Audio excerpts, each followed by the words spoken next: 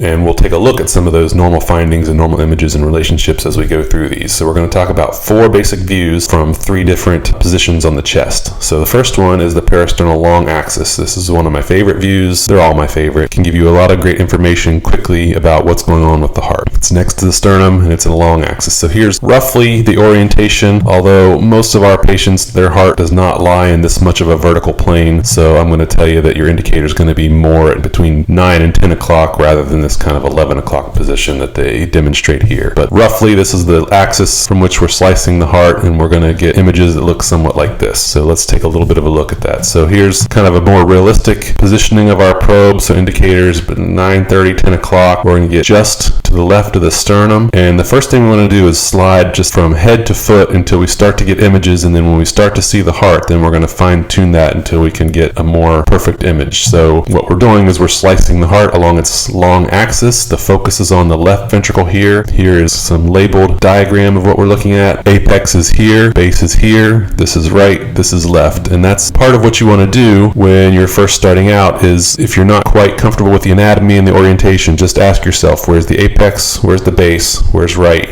where's left, and that will help orient you and help you recognize and start to pick out what structures are what. So apex, base, right, and left. So this is all left ventricle. This is the left atrium here. This is the mitral valve flapping open. So the blood flows from the left atrium through the mitral valve into the left ventricle, swirls back around, and exits out through the aortic root. The aortic root's got these nice, dense, parallel lines, so that's usually a nice, recognizable feature. This is the interventricular septum. This is the portion of the right ventricle.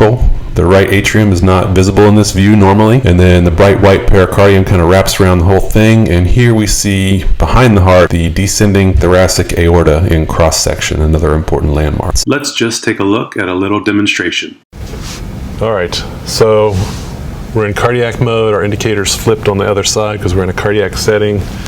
And we're going to start with parasternal long axis. Indicator is to the patient's right, somewhere between 9 and 10, and we just start next to the sternum and go up and down until we start to see something that looks like heart. And then when we see something, then we do little tiny movements to try to perfect it. And it's a good view when we can see the mitral valve and the aortic root and as much of the length of the left ventricle as we can get in there.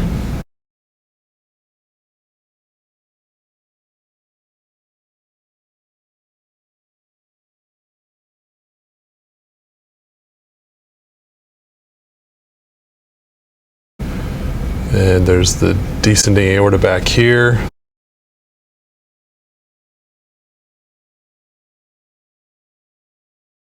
Right ventricle's up here.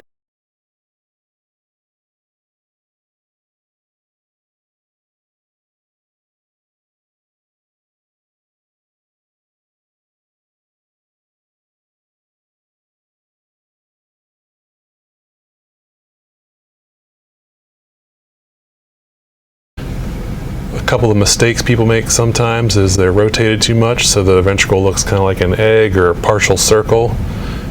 You want to see as much length as you can, and you want to see the full diameter of the aortic root and the mitral valve if you can. So if it looks kind of circular, it's off. Try to fix it. The other thing is sometimes you get this mistake where you kind of see this little thing here where that's all right ventricle. It means we're in too far, pushed down too far the feet.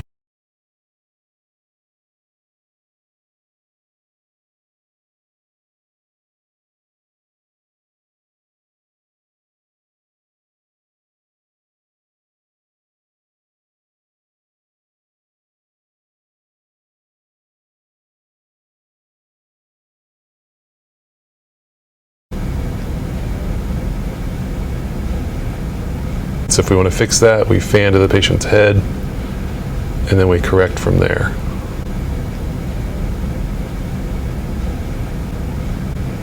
So that we get the aortic root, mitral valve in view.